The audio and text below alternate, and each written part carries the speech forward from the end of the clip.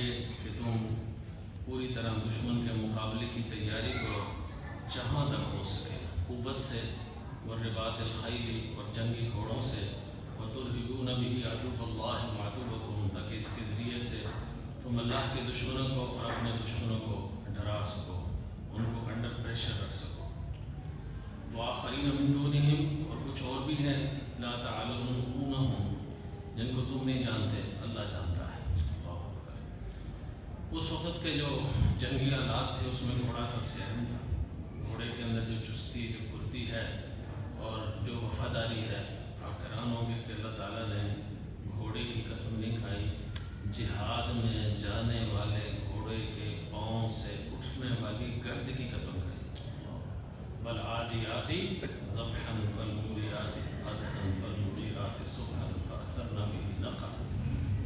اور گھوڑے کی وفاداری دیکھنا، اس کو سامنے نظر آ رہا ہے کہ تیر آئیں گے، تلوار چلے گی، لیکن نہ تو وہ اپنے سوار سے دھوکہ کرتا ہے اور نہ جہاد سے غداری کرتا ہے، ان کے اندر چلا جاتا ہے۔ فرمایا فوسطن به جمعا، ان کے اندر جا کے گھس جاتا ہے اور اتنی تیزی سے جاتا ہے کہ فأثرن به نقعا، پیچھے ایک گرد کا طوفان ہوتا ہے، اسے کوئی روکنے والا نہیں، وہ کوئی ڈرا نہیں۔ یہ ہے جہاد کی۔ یہاں بھی فرمایا جا رہا ہے کہ ایسے گھوڑے تیار کرو، تو گھوڑا ہر وقت ہی رہتا ہے۔ آج کے دور میں بھی خچر ٹائپ کی ضرورت رہتی ہے۔ جتنے فوجی علاقے ہیں، پہاڑی علاقے ہیں بالخصوص، وہاں جو بار برداری کا سامان ہے وہ بھی خچروں کے ذریعے جاتا ہے۔ جہاں گاڑیاں بھی فیل ہو جاتی ہیں وہاں گھوڑے جاتے ہیں، خچر جاتے ہیں، یہ چیزیں۔ لیکن یہ اس وقت کے بغیر ٹینک تھے، اس وقت کی بختر بند گاڑیاں تھیں، آرمڈ کار تھیں۔ آج کے دور کے اندر وقت بدلنے کے ساتھ ساتھ اس کے اندر جو بھی قوت آئے، جو بھی ترقی ہے، جیسے آج کل میزائل ہیں، بم ہیں اور اس طرح کی چیزیں ہیں، اب ڈرونز آ گئے ہیں، اس کے اندر مسلمانوں کو مہارت رکھنی چاہیے۔ نبی کریم صلی اللہ علیہ وسلم نے فرمایا کہ الا، لوگوں سن لو کہ جو قوت ہے وہ رمی میں ہے۔ رمی کا معنی کھینچ کر مارنا، دور تک تمہارا نشانہ جائے۔ آج کل وہ نشانہ بہترین انداز سے میزائل کا جاتا ہے، ہوائی جہاز کا جاتا ہے، اوپر سے جاتا ہے۔ تو یہ سمجھانے کے انداز تھے۔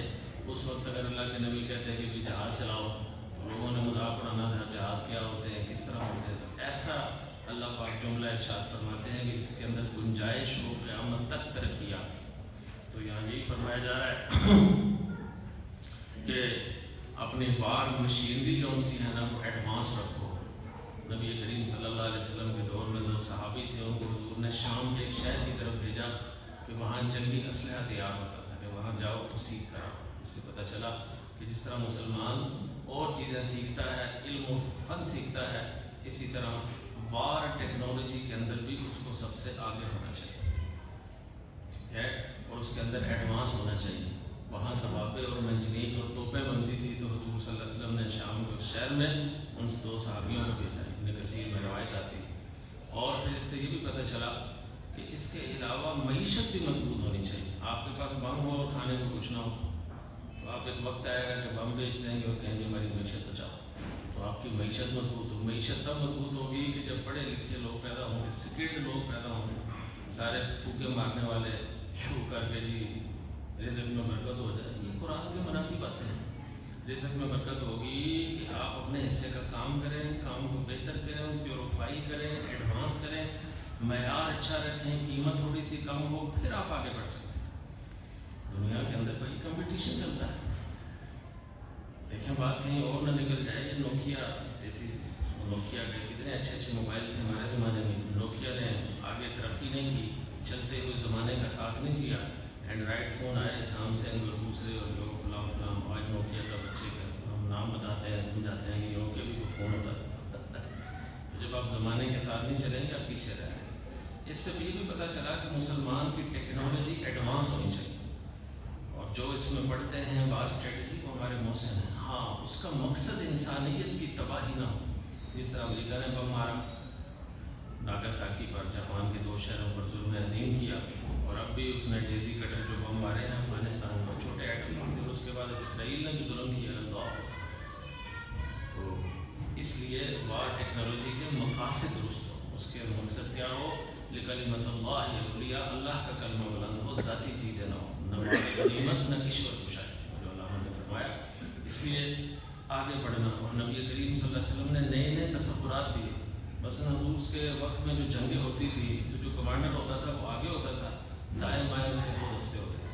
اب دشمن کا پورا دباؤ کمانڈر پر تھا کہ اگر کمانڈر کو ہم قتل کر دیں تو دائیں بائیں والے لوگ بھاگ جائیں گے اور نتیجہ ہے کہ ہم پچھلے صفوں کو بھی روک کر ان کو شکست سے دو چار کر دیں۔ نبی کریم صلی اللہ علیہ وسلم نے غزوہ بدر کے اندر سب سے پہلے ایک نیا تصور دیا، وہ حضور صلی اللہ علیہ وسلم نے کمانڈ ہیڈ کوارٹر، جس طرح GHQ ہے نا، اسی طرح حضور نے CHQ کام کیا، کمانڈ ہیڈ کوارٹر اوپر مسجد العریش آج وہاں بنی ہوئی، وہاں قائم کیا۔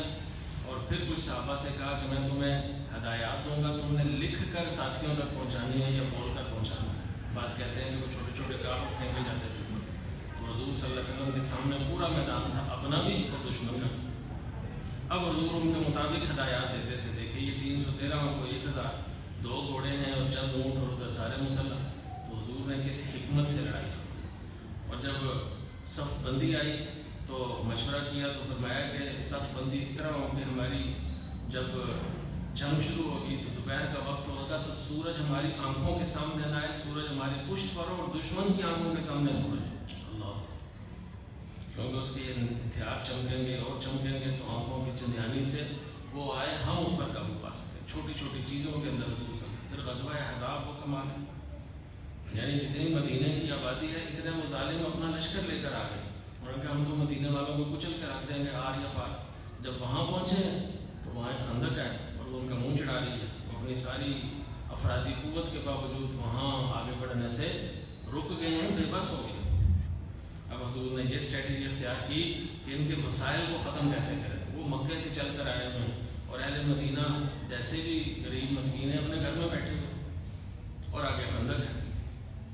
اب ان کے آہستہ آہستہ جو رسد کا سامان تھا وہ ختم ہونا شروع ہوا، پھر لوگ بیٹھتے ہیں جنگ کے لیے آنے والے، پھر سستی آتی ہے، پھر کاہلی آتی ہے، کھانا پینا کم ہوتا ہے، پھر لکڑیاں، پھر ایندھن، پھر اونٹ ذبح کرنے شروع کیے، پھر وہ کم پڑ گئے، پھر گھوڑے، پھر پیچھے سے آنے لگے لوگ کہ جناب بس کرو، ہم تمہیں سپلائی مکے سے نہیں دے سکتے۔ تو ایسے ان کو بے بس کر دیا کہ بالآخر اللہ نے پھر ایک آندھی بھی بھیج دی نصرت الہی کے طور پر، اور وہ محاصرہ اٹھا کے چلے گئے۔ اور حضور نے فرمایا کہ انشاءاللہ اس کے بعد قریش کبھی اکٹھے ہو کر ہم پر حملہ آور نہیں ہو سکے۔ حضور صلی اللہ علیہ وسلم نے وقت کے بدلنے کے ساتھ نئے نئے تصورات دی۔ جس کے پاس نئے آئیڈیاز نہ ہو، نئے خیالات نہ ہو، وہ تباہ ہو جائے گا۔ بھائی نئے نئے سوچیں کہ ہمارے اندر خیالات کیسے آئیں۔ آئیڈیاز بھی کیا ہیں؟ اللہ کی عطا ہوتے ہیں۔ رب زدنی علما، یہ نہیں فرمایا کہ یار میرے رب میرا علم، مجھے علم عطا فرمایا، یا اللہ جو مجھے علم مل گیا ہے اس میں اضافہ میں کیسے کروں، اس میں میری معاونت فرما۔ امام شاہ ولی اللہ رحمۃ اللہ علیہ جگہ لکھتے ہیں جب اللہ کسی قوم کو ترقی دینا چاہتا ہے، اس کے نظام تکوینی میں اس قوم کو اوپر لانا ہے، وَنُرِيدُ أَن نَّمُنَّ عَلَى الَّذِينَ اسْتُضْعِفُوا فِي الْأَرْضِ، کہ ہم نے ارادہ کر لیا کہ غریبوں کو، مسکینوں کو اوپر لائیں۔ اس طرح اللہ کی کبھی حکمت ہوتی ہے کہ اس طاقت کو لڑا کر ٹکرا کر دوسری طاقت آئے، جیسے انگلینڈ تھا اس کو ٹکرا کے مارا، اور امریکہ آئی، اب انشاءاللہ وہ بھی اللہ کرے گا ختم ہو جائے گا۔ تو حضور اکرم صلی اللہ علیہ وسلم نے اس طریقے سے وار اسٹریٹجی دی دنیا کے سامنے کہ تم نے آگے بڑھنا کس طرح ہے اور اپنے علم کو اپ ڈیٹ کیسے کرنا ہے۔ رب اس دن علم کا معنی یہ ہے کہ آج میں نے جو پڑھا تھا میں اس سے آگے کتنا ہوں۔ اگر آپ دین کے علم میں ہیں تو آپ نے اس میں کیا پڑھا، اگر آپ تقوی میں ہیں تو پچھلے سال کہاں کھڑے تھے، اس سال آپ کا تقوی کتنا بڑھا۔ اگر آپ علم میں، ٹیکنالوجی میں ہیں تو ایڈوانس نئے خیالات، آج سے چند سال پہلے تک ڈرونز کا نام و نشان نہیں تھا، آج ہماری پاک فوج ڈرونز کے ذریعے وہ خوارج کو مار رہی ہے۔ پہلے اپنا نقصان ہوتا تھا، اوپر سے تصویر دیکھتے ہیں اس کو کہتے ہیں کمرے کے اندر چلا جائے، وہ سمجھتا میں محفوظ ہوگا کہ اب پکڑا گیا ہے اور پورے کا پورا کمرہ اس پر گر جائے گا، خود ہی مار جائے گا۔ نئی چیزیں آ گئی، نئے تصورات آ گئے، قومیں ایسے بڑھتی ہیں۔ الحمدللہ ہمارا یہ فخر ہے، ہمارا یہ اثاثہ ہے کہ ہماری فوج اور اس کے ذیلی اداروں نے پاکستان کے اسلحے کو دنیا کا نمبر 1 اسلحے والوں میں شمار کر دیا۔ ترکی اور پاکستان، ہم اسلحہ اپنا 90% وہ بناتے ہیں۔ یہ ہے وَأَعِدُّوا لَهُم مَا اسْتَطَعْتُم مِّن قُوَّةٍ، جو بھی وہاں سائنٹسٹ بیٹھا ہوا ہے، جو وار میں نہیں بھی شامل ہوتا، وہ پیچھے بیٹھا کامرہ کے اندر تیاروں کی اوور ہالنگ کر رہا ہے۔ وہ حسن عبدال کے پاس ایک جگہ ہے، وہاں بہت بڑی فیکٹری ہے، ہٹ ہی ہے، ہاں، ہیوی انسٹیٹیوٹ اس طرح کچھ نام ہے اس کا، تو ہیوی انڈسٹری ٹیکسلا ہٹ، اور ہٹ کا معنی بھی ہٹ ہے، نام بھی کیسا ہے۔ وہاں توپیں تیار، وہ وہ تیار ہوتی ہے، کیا کہتے ہیں، اسلحہ اور ٹینکوں کی ایمونیشن تیار ہوتا ہے۔ جب یہ آیا ہے زلزلہ، میں ہیلی کاپٹر اور اس کے اوپر سے گزرا ہوں تو پھر دیکھا کتنی بڑی پیچھے دنیا، تو یہ ساری چیزیں ہیں، اور یہ ساری پاکستان بننے کے بعد اہل پاکستان نے اور پاک فوج نے اور اداروں نے قائم کی۔ الحمدللہ آج وہ ہیں تو ہم کھڑے ہیں۔ ٹھیک ہے، فوج کے کسی بندے سے ہزار اختلاف ہو سکتے ہیں، لیکن فوج آپ کا اثاثہ ہے، اور فوج کی وجہ سے پاکستان نے ترقی بھی کی ہے۔ انڈیا کا دشمن ہے اور ہم سے 3 گنا بڑا ہے، اور اللہ کا شکر ہے کہ ہم کبھی ڈرتے نہیں، اور ادھر اسرائیل اتنا سا ہے اور آس پاس کتنے ملک ہیں، تو یہ اثاثہ ہے۔